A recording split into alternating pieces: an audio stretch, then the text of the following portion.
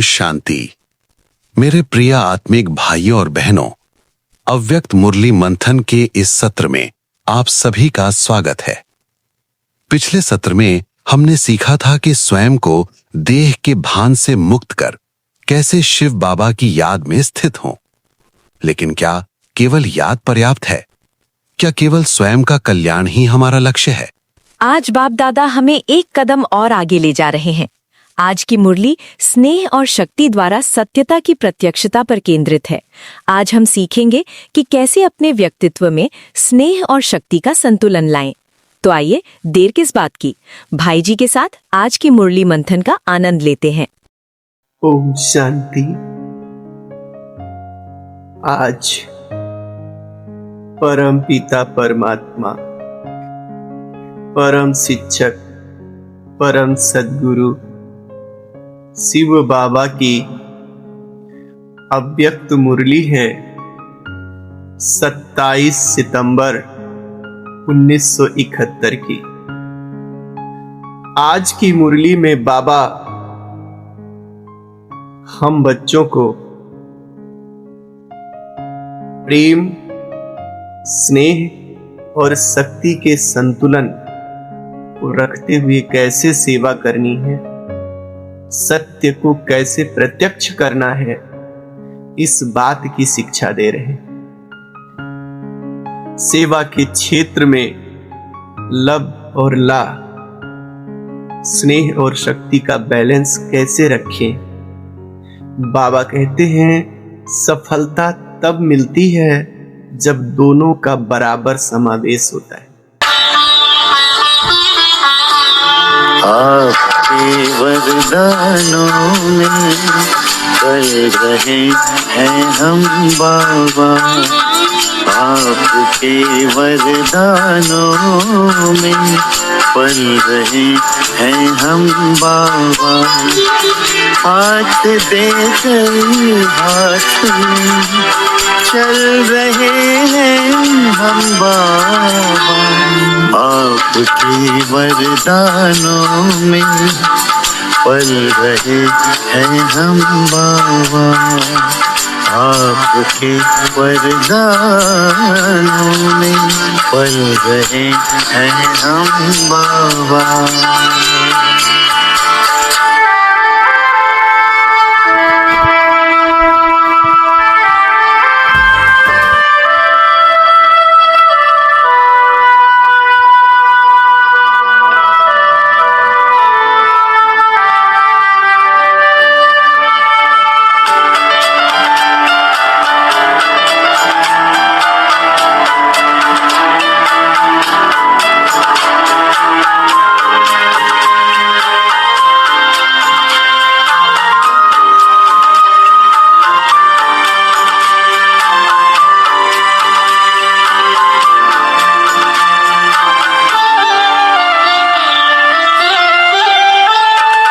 साकार में जो कहा हो रहा साकार है,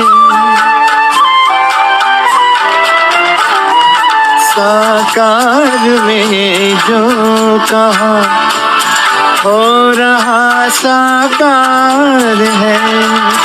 मुस्कुराता आपके सपनों का संसार है।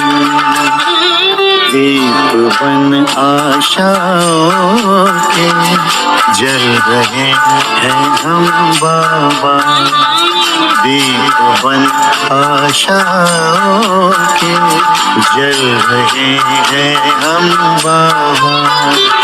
हाथ देकर हाथ में चल रहे हैं हम बाबा,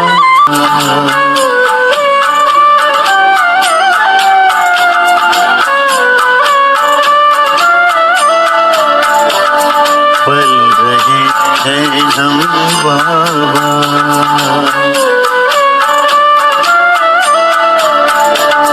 पल रहे हैं हम बाबा।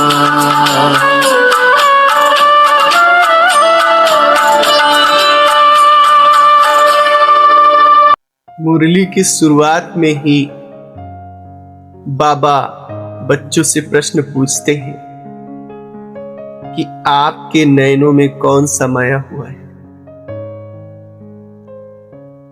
एक बात समाया हुआ है या दो बातें समाई हुई है या दोनों में से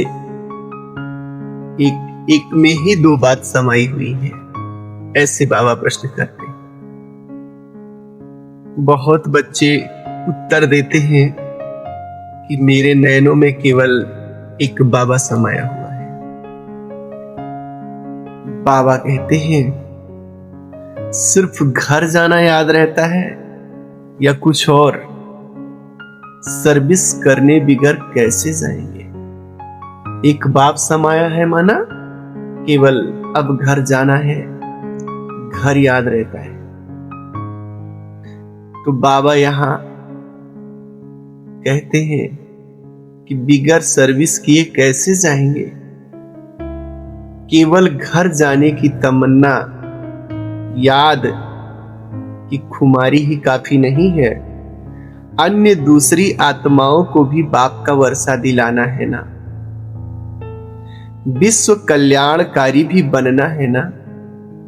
ऐसे बाबा हम बच्चों को हमारे दूसरे कर्तव्य का भी ध्यान दिलाते हैं। आपकी एक आंख में बाप का स्नेह और दूसरी आंख में बाप के द्वारा दिया हुआ कर्तव्य अर्थात सेवा होनी चाहिए।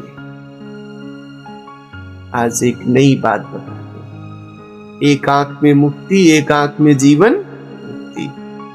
अभी आज क्या कह रहे हैं? एक आंख में याद, बाप की स्नेह, और दूसरी आंख में सेवा। और सेवा को बाबा उस पारंपरिक ढंग से नहीं कहते हैं जैसे कि हम सब सेवा समझते हैं। सेवा में कह रहे हैं बाबा आप कुछ भी कर रहे हो साधारण ते साधारण कर। आप अपने घर की धंधाधूरी कर रहे हो, ऑफिस में हो, दुकान में हो, या कुछ भी कर्म कर रहे हो, मूवमेंट कर रहे हो संसार में, तो वो समझो सेवा कर रहे हो। आपका जीवन ही सेवा है। ये नहीं कि जब हम औपचारिक रूप से कहीं कुछ सेवा करने जा रहे हैं उसी को सेवा। निरंतर सेवा, निरंतर सेवा। आपका हर कर्म दिव्य हो, अलौकिक हो और उससे आत्माएं शिक्षा ले। बाबा ऐसी सेवा देते। तो सेवा, यहां सेवा की तरफ ध्यान दिलाने का अर्थ यह हुआ कि बाबा इस बात की जागरूकता लाना चाहते हैं हम बच्चों के अंदर कि हमारे मस्तिष्क में सदैव ये भाव बना रहे कि हम कहां हैं? सेवा पर है, कंटिन्यू सेवा पर। इसलिए हमारी जिम्मेदारी बड़ी है। जब बाबा उदाहरण देते हुए कहते हैं कि जब किसी को कोई विशेष सेवा दे दी जाती है तो उसकी स्थिति अच्छी हो जाती है, वो अपने आप को गौरवान्वित महसूस करता है कि हमको तो इतनी बड़ी जिम्मेदारी दी गई है। तो आप अगर हमेशा यह याद रखोगे कि हम सदैव सर्विस पर हैं, तो एक तो आप अपने आप को स्वमान में रख सकोगे, गौरवान्वित महसूस कर सकोगे। दूसरा, आपसे डिसर्विस नहीं होगी, क्योंकि आपकी चेतना में सदैव ये अंदर से जो है भरा हुआ है कि हम सेवा पर हैं। स्नेह और सेवा साथ साथ करो। किसकी इतनी बड़ी जिम्मेदारी नहीं है जितनी आपकी।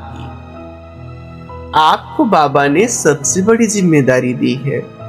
आपको तो सारे विश्व को बदलना है, सारे विश्व का कल्याण करना है, जड़ और चेतन दोनों का परिवर्तन करना है। जड़ प्रकृति है और चेतन आत्माएं हैं, दोनों का परिवर्तन करना है। तो किसकी जिम्मेदारी सबसे बड़ी है? आपकी। इसलिए आप किसी भी छोटे सेंटर्स पे रह रहे हो, बड़े रह रहे हो, कहां भी रह रहे हो, आप अपने को निरंतर सेवा पर समझो और संपूर्ण विश्व की आत्माओं को, संपूर्ण प्रकृति को परिवर्तित करने की जिम्मेदारी आपको बाप ने दी है, ऐसा महसूस करो। तो आपकी जो अवस्था है बड़ी ऊंची रहेगी और ये करना है। कोई भी व्यक्ति है, कितना भी बड़ा वरिष्ठ भाई हो, बहन हो, वो रहेगा तो किसी एक ही जगह पे ना। तो जैसे वो एक जगह पे रह रहा है, आप भी एक जगह पे रह रहे हो। रहेगा तो 3.5 हाथ के बेड पे ही ना, वहीं पे आप भी रह रहे हो। फर्क कुछ नहीं है, फर्क अवस्था में है। आप भी विश्व की सेवा कर रहे हो मनसा के द्वारा, वो भी विश्व की सेवा कर रहा है। तो आप अपने रोल को, अपनी भूमिका को कमतर नहीं समझो, ऐसे समझो कि सदैव सेवा करो। ऐसे बाबा कहना चाहते हैं। तो आइए हम सब आत्म स्वीकृति लेते हैं, अपने आप को इस बात को स्वीकार कराते हैं कि मैं आत्मा परमात्मा प्यार में समाई हुई आत्मा हूं, उस स्नेह के सागर में समाई हुई आत्मा हूं। साथ ही साथ मुझे संपूर्ण विश्व की सेवा करना है। मैं सत्कारी आत्मा हूं, प्रकृति का, आत्माओं का, दोनों के लिए मैं कल्याणकारी हूं। मुझे विश्व का कल्याण करना है। सेवा की विधि क्या होनी चाहिए? आप सेवा के क्षेत्र में जाते हैं तो सेवा की विधि क्या होनी चाहिए? बाबा बताते हैं कि सेवा के क्षेत्र में या तो हमारी वाणी बहुत ढीली हो जाती है, बहुत ढीली हो जाती है, कातर भाव वाली, दीनहीन वाली, तो लोग समझने हैं ये तो हमसे सेवा मांगने के लिए आ गए हैं, कुछ मिल जाए इसलिए आते हैं। जब इस दीन भाव के रूप में आप सेवा करने जाए। और कहीं कहीं पे बाबा कहते हैं आपकी वाणी बहुत ही कठोर हो जाती है, बहुत ही अथॉरिटी वाली हो जाती है, तो वहां पे लोग समझते हैं कि ये कितने अभिमानी हैं, अपने आप को क्या समझते हैं, हमारा तो ये तिरस्कार कर रहे हैं। तो ये दोनों बातें अच्छी नहीं है। आपकी वाणी में बहुत ज्यादा ढीलापन भी ना हो, स्नेह भी ना हो, नम्रता भी ना हो, और बाबा कहते हैं आपकी वाणी में बहुत ज्यादा कठोरता भी ना हो, दोनों का बैलेंस हो। बाबा कहते हैं वाणी में जौहर चाहिए, धार चाहिए, जो किसी के भी हृदय को बेध दे, लेकिन वह स्नेह में लिपटी हुई हो। अगर जौहर के साथ साथ स्नेह भी है तो लोगों को तिरस्कार महसूस नहीं होगा, जिससे लोगों को तिरस्कार के बजाय सत्कार लगे। आपकी भाषा जब वाणी में स्नेह होता है और स्नेह के साथ अगर एक आध कठोरता भी होती है, थोड़ी बहुत जौहर भी होता है, तो लोगों को वो सत्कार लगता है, तिरस्कार नहीं लगता।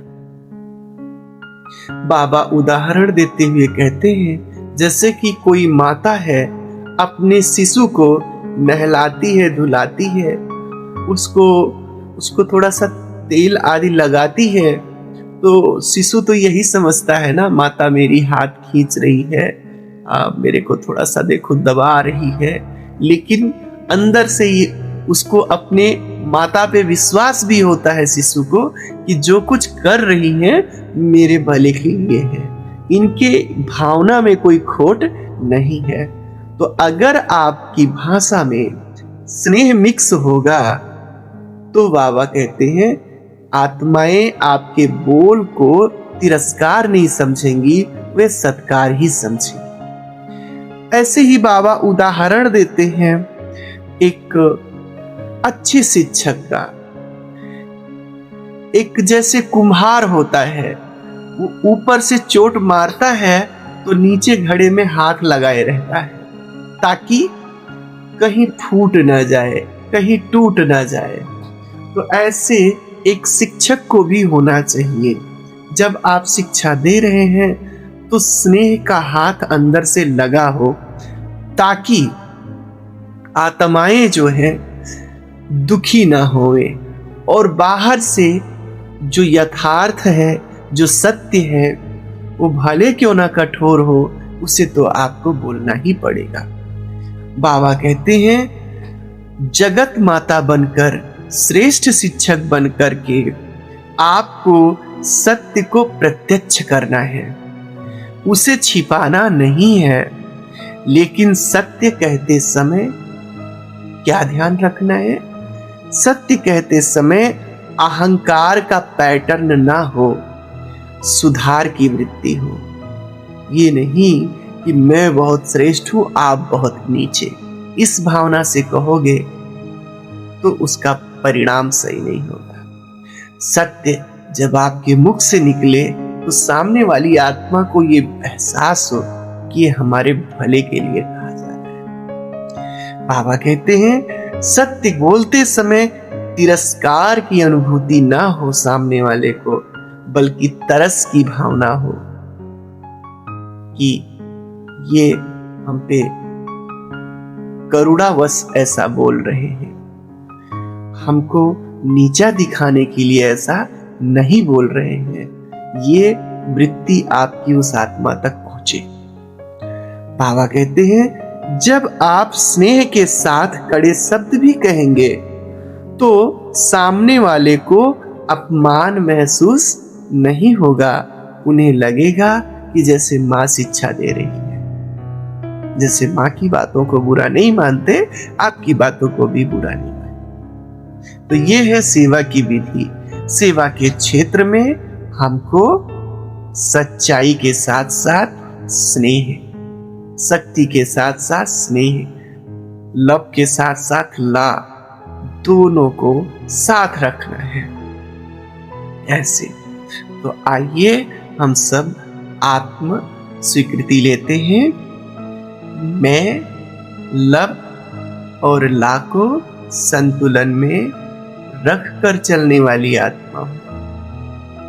मैं कोमलता और कठोरता को ध्यान में रख कर, बैलेंस में रख कर व्यवहार करने वाली आत्मा हूं। मैं आत्मा किसी का तिरस्कार नहीं कर सकती। मैं तो सत्कारी आत्मा हूं और ना ही कोई व्यक्ति मेरा तिरस्कार कर सकता है, क्योंकि मैं जानती हूं कि अपमान को कैसे सहा जाता है। अपमान को सहना नहीं है, अपितु अपमान को शुभ भावना, शुभ कामना के द्वारा भस्म करना है। यही सच्ची स्थिरता है। तो इस प्रकार से हम स्वयं को यह आत्म स्वीकृति देंगे। बाबा कहते हैं कि दुनिया का चकाचौंध को कैसे देखते हो? क्या आप दुनिया के चमक दमक को देखकर प्रभावित तो नहीं हो जाते हो? या आप भी उनके ही जैसा बनने की सोचते हो जैसी दुनिया है, संसार के लोग? या सोचते हो कि हम कहां आ गए, दुनिया तो इतने चमक दमक से है, ठाट बाट से है, और हम कहां ब्रह्मा कुमार कुमारी बन? ऐसे तो नहीं सोचते हो? ऐसे बाबा प्रश्न कर। यदि ऐसा समझा तो समझो दाता के बच्चे भिखारियों की कॉपी करते। आप दाता के बच्चे हो। आपकी तुलना में आज संसार के लोगों में कितना भी माया का पाप हो, कितना भी ऊंचे क्यों ना हो, लेकिन बाबा कहते हैं होवनहार प्रत्यक्ष रूप में भिखारी ही है। कहां आप देवी और देवता, और कहां आज के लोग।